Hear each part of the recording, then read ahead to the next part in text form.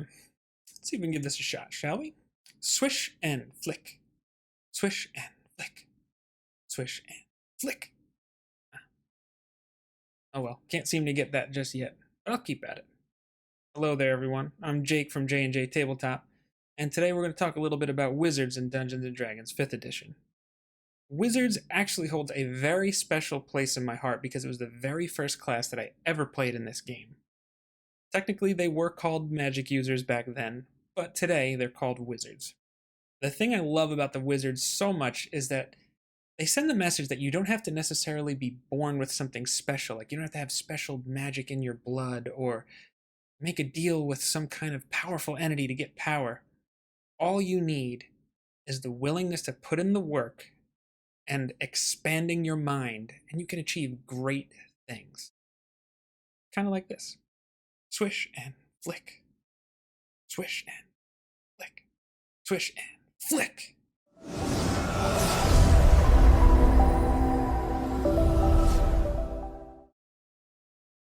Now, modern media is chock full of examples of wizards that you can draw from if you're looking for inspiration or you want to learn a little bit more about them. One of my favorites is actually Doctor Strange from Marvel. Now, he's one of the most intelligent people in the Marvel universe, but the one thing I really like about him is that the way he learns his magic not only is through some kind of study or discipline that he actually has almost like a monk-like quality that in the way he executes his spells. Almost like an arcane martial artist, which I think is a nice, fun way or angle that you can approach playing a wizard. Also, I believe Bavmorda, who is actually the villain in the movie Willow, is another good example. Now, she is somebody who is incredibly intelligent, but she brings along the side of it where there's like this gifted aptitude for learning this stuff. She was learning these dark magics at a very young age and doing so very easily. She was kind of like the annoying kid in class when the teacher would just explain something and they just instantly understood it. She has that kind of a feel to what she does and the powers that she has. But I think my favorite and the most classic example of a wizard that I'd like to talk about today is Hermione Granger from Harry Potter. She gets her magic and understands her spells purely by the study and the work that she puts in, as opposed to, say, someone like Harry and Ron, who, even though, yes, they do study, we'll call it that, there seems to be more of like an innate gift in Harry, where I think I would probably categorize him a little more as a sorcerer. But Hermione puts in the work, she knows her stuff, she's constantly saving the day with whether it's her knowledge of herbology, potions, just how things work. I think she's probably my favorite example of just like a pure wizard in Dungeons and Dragons. So wizards are most known for their intelligence. It's where all their spells come from, and in fact, of all the like primary spellcasting classes in the game, they're the only one that uses intelligence. Everybody else uses usually like charisma or wisdom, and this is what they use. They use their intelligence, and that lends themselves really well towards knowing things. I mean, that makes sense, right? They're the ones that studied and put in the work.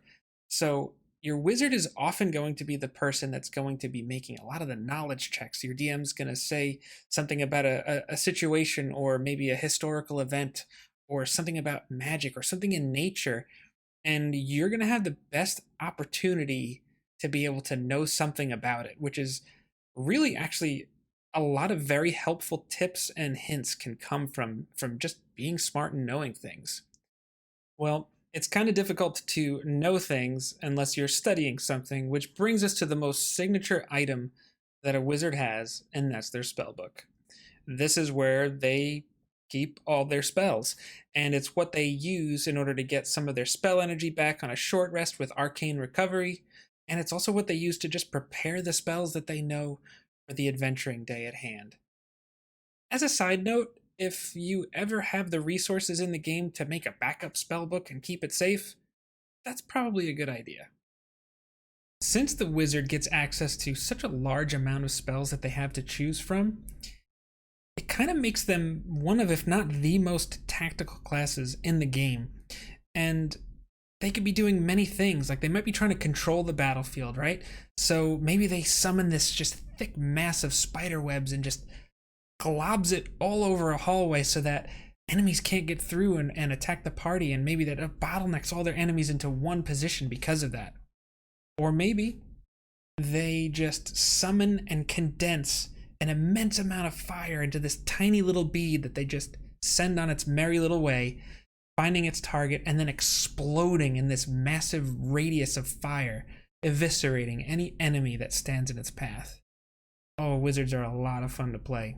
Sometimes they're the only ones that can use certain magic items, and when the party puts together a plan, a lot of times it centers around a very key or signature spell, ability, or magic item that the wizard's either gonna like get started or use at a key moment. The wizard often is that key factor in making a party succeed in combat. At level 2, the wizard is going to choose which arcane tradition that they want to follow by focusing a lot of their study on one particular school of magic. And all that's going to do is just give you some special abilities associated with that school. Now, the player's handbook offers 8 of them, and I'm just going to very briefly go over each one. You could choose the School of Abjuration, which focuses its abilities on magical protection and wards. The School of Conjuration, you can summon creatures or objects out of thin air. Divination, you get to focus on knowing things, prophetic abilities, and discernment. The School of Enchantment focuses on misdirection, charms, and manipulation. The School of Evocation is basically what you choose when you just want to blow things up. Illusion is how you make the impossible seem real by deceiving the senses. The School of Necromancy is kind of how you govern things like life, death, and undeath, which, as something of note, could be seen as perverse based on the campaign setting. I would work with your DM on choosing that one. And then finally, the School of Transmutation is changing and manipulating the energy and properties of things into something different entirely. When it comes to building your wizard, it all starts with your intelligence. Make sure you put your highest ability score there. Next, I would go Constitution because there are 2 reasons for this. A higher Constitution means you're going to have more hit points, so you're going to have more damage that you can take and still survive. And then a lot of times you're forced to make concentration checks when you're trying to concentrate on a spell, and a higher Constitution is going to help you succeed on that more often than you would fail. Also, having a good dexterity is very important for a wizard because having a good dexterity can at times prevent you from taking damage altogether, and you might not even have to make that concentration check in the first place. So you could flip-flop those if you want, but I tend to favor Constitution over dexterity. And if you're kind of stuck and you're not sure what race to play, I think either the Forest Gnome or Rock Gnome is a really good place to start, and I would highly recommend either. So that's it for this video. Hopefully you liked it. If you did, please give us a thumbs up. It's very much appreciated. If you have any questions about playing a wizard, maybe you have some ideas or some wizard concepts that you've thought of in the past, or maybe you just want to say hi, go ahead and head down to the comments section, and please feel free to do that. If you're interested in our future content, please subscribe to this channel and then hit that bell so you're always notified when we make a video. We also have a Twitch channel at twitch.tv/JNJtabletop, where we stream our live gameplay as well as have some discussions about D&D and potentially some other tabletop related content. We'll also have all of our links to the social media accounts that we have and our Twitch channel, as well as any other helpful resources that we might think of in the description down below. So thank you so much for watching, everyone. Take care, and remember, swish and flick.